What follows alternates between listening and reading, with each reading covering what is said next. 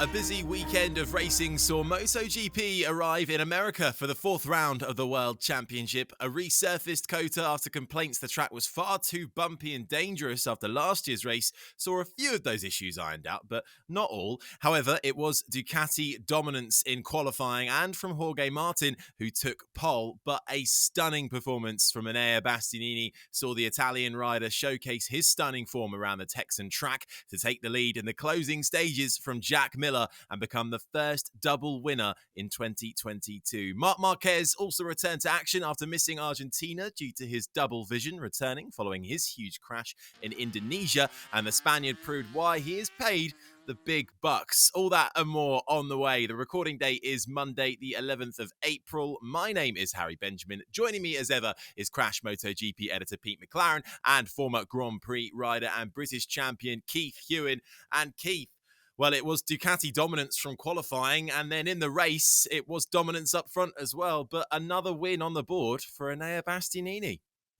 It's going to be one of those years, isn't it, Harry? I've got to say that we're just never going to be able to predict what's going on. Suzuki looked good as well. Obviously, Ducati have got it all dialed in at COTA, which is, 1.2 miles of, I'll call it a straight. It's really a straight with a kink in it, of course, but you can hold it flat out.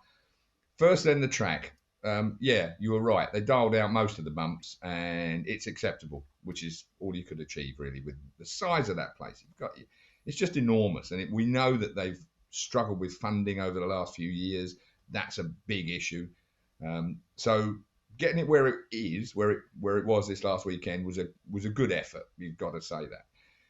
I was disappointed at the size of the crowd, I've got to say as well, that were at trackside. That for me is always a bad sign. America lives on money. They are a commercial enterprise first and foremost everywhere you go. So if it's not making enough money, that always puts things that threatens the longevity of something like COTA. So hopefully they'll get over whatever the problems were as far as that's concerned. Ducati, I couldn't believe it when I looked at the sheet. As you know, I was away working at Goodwood over the weekend for the members meeting, and every opportunity I got, I was sneaking a look at what was going on at COTA. And Ducati, the top five, just where Ducati want to be. It's where they should have been all year, really. It's where we expected them to be all year, being dominant with 8 bikes on the grid and all the data you get from that.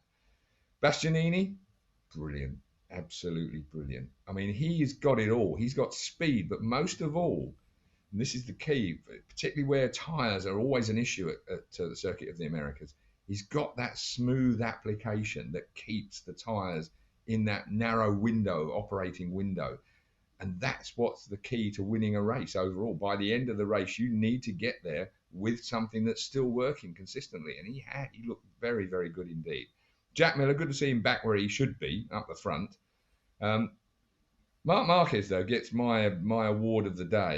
People are going to go groan. No, Marc Marquez, I mean, he hadn't ridden a bike for how long? And he comes to the Circuit of the Americas. We know it's his track and all the rest of it, and everybody blows it up as being a Marquez track and a Honda track. But he rode brilliantly. He completely, I don't know what the reasons were or what he hadn't selected. He'd obviously forgotten how to use the clutch or the launch control, whatever, something somewhere. I'm sure Pete's followed it up since then. But he ended up starting effectively last and having to hack his way through. And that's not easy. Every time you meet another rider further up the field, he's going faster because he's qualified better. He's got more pace. So Marquez was having to hack his way through. So it was a great ride from Marquez, albeit a little bit unheralded, I suppose. The thing at the start, Keith, as you say, I mean, imagine you're Marc Marquez, you've been out with injury, you're already, as he admitted, he's already at the back of his mind thinking, I don't want another accident here. And in fairness, he went the whole weekend without falling. I think we should say that. So he did stay on the right side of that. But there he is on the grid and he sees an alarm on his dash. So you can imagine the tension then. Now, he still went ahead with the start, as we saw. As he said, the bike just went crazy. It was like the pit limiter was on. That's basically the best way to describe the problem he was having. There was just no power. As Keith says, he was a distant last by turn 1. Luckily for him, once the ride height device is disengaged at the first corner, so whether it was connected directly to that, we don't know. Mark just said that it's a technical issue and Honda pretty much know what it is, but he didn't go any further than that. Anyway, after turn 1, the bike was pretty much back at normal. So he was able, as he said, a different kind of race started for him then. And then you're on one of the most physical tracks of the calendar, having to fight your way through the whole field. So a fantastic performance by him. I mean, he lost, I think it was 4 seconds on that opening lap. He finished 6 seconds from the winner. I mean, even just in those terms, he would had the pace for the podium. But then look at the time he lost passing all those other riders, and sometimes more than once. We saw he had a bit of an incident at turn 1, went really deep. So, yeah, I mean, Marc had the pace to win that race, and that's going to be a massive confidence boost for him, given everything that's happened to him so far this year. Other thing you've got to remember as well, when you fluff the start like that and you've got to work your way through everyone else, you're using up more tyre. And tyres are an issue at COTA. He will have had to have pushed those tyres harder than he perhaps would have done if he'd had started with the main men at the front. And I think that it was a great ride from Marquez. I'm not taking anything away from Bastianini and co. I think Bastianini did a brilliant job. And the Suzukis did as well. Rins looked feisty. I mean, it's funny, isn't it? There's a couple of, the differences in the bikes where you can make the passes depending on what bike you're on. There's only really a couple of corners that you can force it to fit around there and try and jam it underneath. And if you're on a Suzuki or a Yamaha, turn 11 onto the back straight, onto that big long straight, is virtually a waste of time as a pass because you've made the pass, you turn it on the straight, and then you know you're going to get past by the time you get down to turn 12. The next bottom gear, I think it's 5 bottom gear corners at bloody COTA. Sorry, Harry. It's a typical car track, 5 bottom gear corners. Who wants bottom gear? Bottom gears for poodling around in the paddock, not for bloody racing. Annoying. Bloody cars, bloody 4 wheels. Just coming back on Marquez though, because as you highlighted there, great rides from multiple drivers, Rins as well. But this just highlights he's on another level, right, Marquez, to come back and be this competitive after another case of the double vision. Could he have won this race if, things had worked out a little bit differently? If he hadn't had the slow start, if he'd been a little bit further up, could he have won this race? I think woulda, shoulda, coulda don't really count, does it, in racing? He didn't, and that's the fact. And that's the great thing about motorbike racing. I think that he did a great job, and it will have heartened the whole lot of them. Every time you look back at pit wall and saw Alberto Puig, you looked in to see Sandy Hernandez and all the other crew. They are just, what they're going through. They're like parents, aren't they, going through hell, watching what's going on, let alone obviously his dad. It's kind of like, please just get to the end of the race with a good ride safely and let's move on. It's a case of it's got to be surely in their minds one step at a time. Give the bloke what he wanted. He didn't fall down. Good point. He had a weekend without any further injury or any further threat of injury. It really is just one foot in front of the other at the minute. You get the feeling with Marquez. He's a brilliant young man. Well, he's not so young anymore, but he's a brilliant man.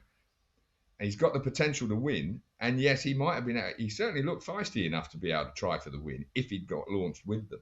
And I think that's the point. The threat is there, and there is every team and every rider that won't discount that threat. They're not thinking to themselves, he's got double vision, he's got this, he's got whatever it is. They're all thinking to themselves, this guy, when he's back on it, he is going to be beside me. He's going to be, the threat.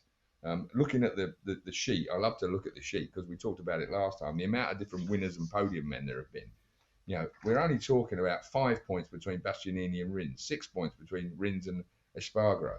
Sadly for him, it didn't work out. Back-to-back races, of course. 4 points from Espargaro to Mir. 2 points between Mir and Quartararo. Binder's 2 points further back. It's so tight at the top at the minute. And we got a lot of races. And if Marquez goes on a sequence of 25-point wins, who's to say he couldn't still sneak up there? Not me. The fact that Marc obviously goes so well at this track, he was saying, also helped him to sort of really pinpoint what he needs from this bike. Because he understands the COTA track so well. He was trying for his 8th win, wasn't he, out of 9 attempts? So it really helped him to just be a bit more precise with Honda and say, yeah, I'm sure of this now. This is what we need to work on. He also said that they made some progress during the weekend with the bike. We know he's been struggling with that front end feeling and things like that. And some of the ideas have been tried by the other Honda riders. And he said that they seem to like it as well. And he said, that's a good sign also that things that work for me also work for the other Hondas. We know this new bike, it's a big radical change, this shift to rear grip, but it's been fast at some places, no doubt about it. But as Marc says, it's not work. It needs more consistency. They need to be up on the podium every weekend if they're going to fight for this championship. So that's what they're working on. massive confidence boost. I mean, the speed is there. We're 4 races in. Marc, we know good reasons he's missed 2 races. He hasn't been on the podium yet. Bagnaia hasn't been on the podium yet. Mir haven't been on the podium yet either. 10 podium guys without those 3. But still, I think coming into Europe now, it's going to be a big change in terms of the type of circuits. There's some test days coming up after the races. So it's building for Marc, and that's what he needed. He had this massive setback early on. This was a big step, I think, to building back up. And he's only 2 points behind teammate Pol Espargaro, which is the best Honda. Yeah, and we should say Pol Espargaro, I mean, he said it was the hardest race of his life. He was sick all weekend. There's some pictures of him you'll see on the website, and I mean, he looks, he didn't think he could last the race, but he did dig in and finish the race. So, yeah, a difficult one for Pol, but yeah, as Keith says, in terms of the championship, it's close, of course, but yeah, the Hondas, they're definitely playing catch-up at the moment in terms of the standings. Well, it certainly was a blistering ride, wasn't it, from Marc Marquez? It was, though, Ducati dominance, certainly in qualifying. The top 5 qualifying positions occupied by all Ducatis, Jorge Martin on top. Now, we haven't actually seen this level of dominance yet this year, Keith, but we were kind of expecting it, I suppose. But it's come now in America. They obviously suited the track very well. Jorge Martin, we know, is incredibly fast, but crucially, Jack Miller up there, he needed a weekend like this too. Well, he did, and I think that the modifications to the Ducati, particularly this year with the shapeshifter at the front as well, they've got it working. It couldn't be built better for it, could it? Really? I mean, we've got a bottom gear corner onto a 1.2 kilometre straight, and we've got a bottom gear corner off of it. So, I mean, it's a blast from virtually nothing to virtually nothing, with a bit of horsepower in the middle. I mean, now that they've got that front end shapeshifter working as well. In the past, what you would end up with, as the bike sat down at the back, it would alter the aero. Now that the bike sits down flat, it doesn't alter the aero. So the aero platform, if you like, stays consistent through the entire straight line as well. So they've got it sorted, really. I'll be glad to see the bloody back of them.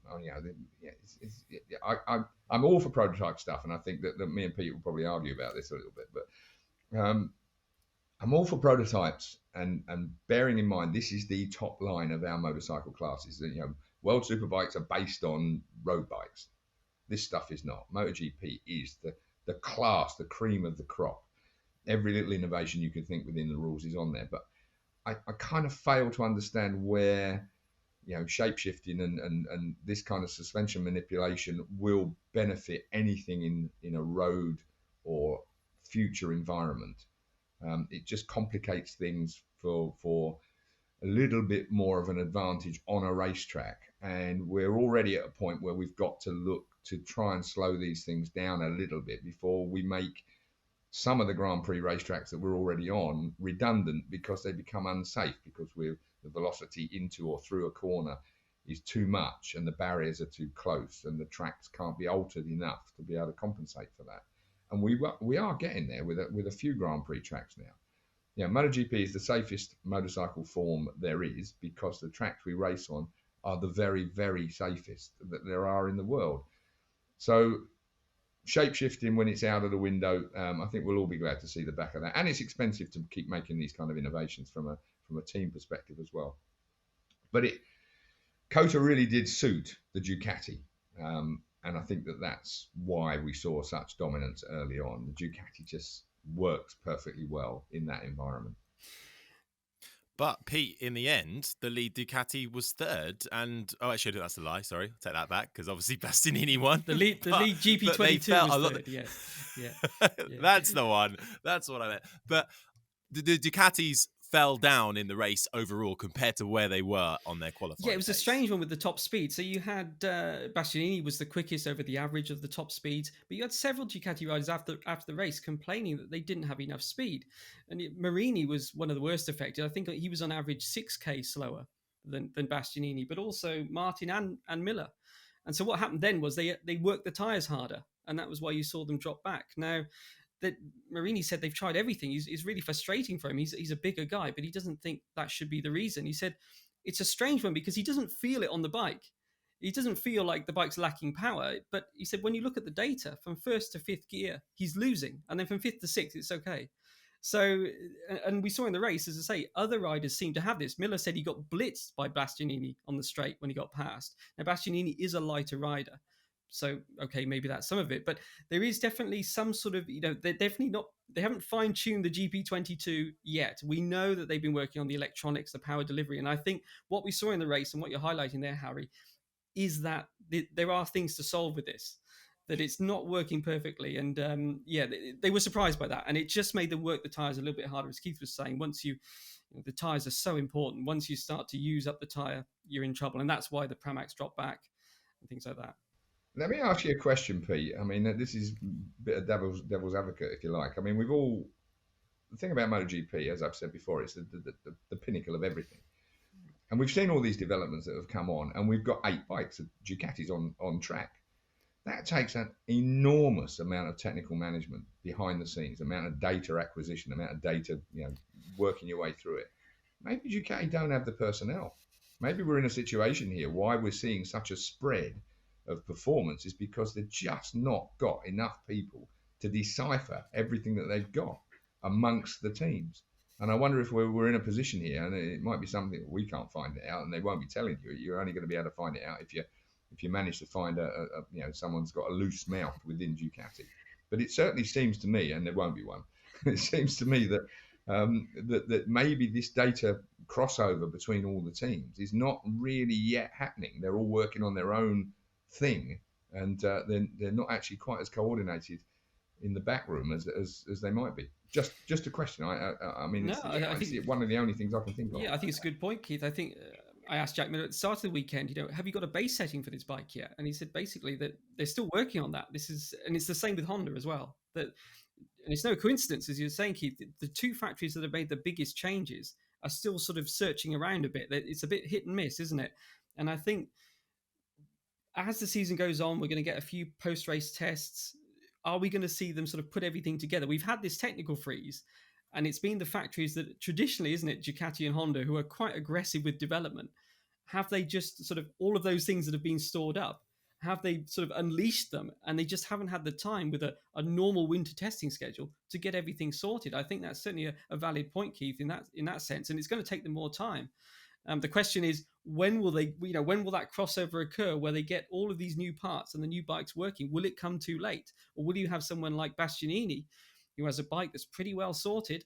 And that wasn't the reason he won. I mean, as Jack Miller said, look, Bastianini was good at the end of the race, saving tyres, even last year on the GP19. So it's not about the bike here. He's good at saving that tyre. As Keith says, he doesn't use the rear grip. He's just got a talent there. But even so, that bike is a known package. If he can rack up the points in this early part of the season while these other factories, or let's say the factory bikes, are still trying to get themselves sorted, they're going to have to try and catch him.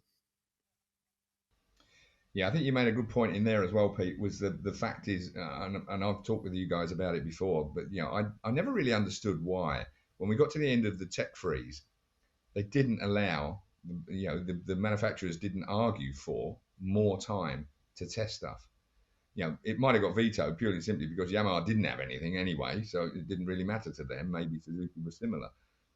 So maybe it would have only been a Ducati that would have benefited from any extra test time. And behind the scenes, again, you're not going to find out if anybody actually did ask for it and was not back for it. So it's something that we can only speculate on. But it seems strange to me we came to the end of a 2-year tech freeze and we only had a minute amount of test time and half of that was at Mandalika, which was a brand spanking new track with breaking up surface and absolutely of no use at all when it came to comparison of data. So I never really understood that. I always thought that the prudent thing to have done would have been to have got to the cut-off point where you have to run what you brung, about now. When we first get into Europe, let's get 4 rounds in. You can still do whatever you want to do with everything until we get to this point, and then it's technically frozen again for the rest of the year. But again, it would have had to have got agreement across the manufacturers, and maybe just one of them, Yamaha or Suzuki, presumably would have cut that out. I'm really disappointed that Aprilia didn't make that step I thought they would make after the last weekend. Quite a long straight in Argentina. That Aprilia looked really, really good in Argentina, and yet just didn't seem to shine here at all. I mean, warm up. Okay, sorry, warm up. It looked good in warm up. Vinales set the third fastest lap of the race. That was their only really positive thing from the race, wasn't it? As you say, Keith, they didn't make the impression that we were all expecting. People were tipping them to sort of push through the field a bit like the Suzukis did.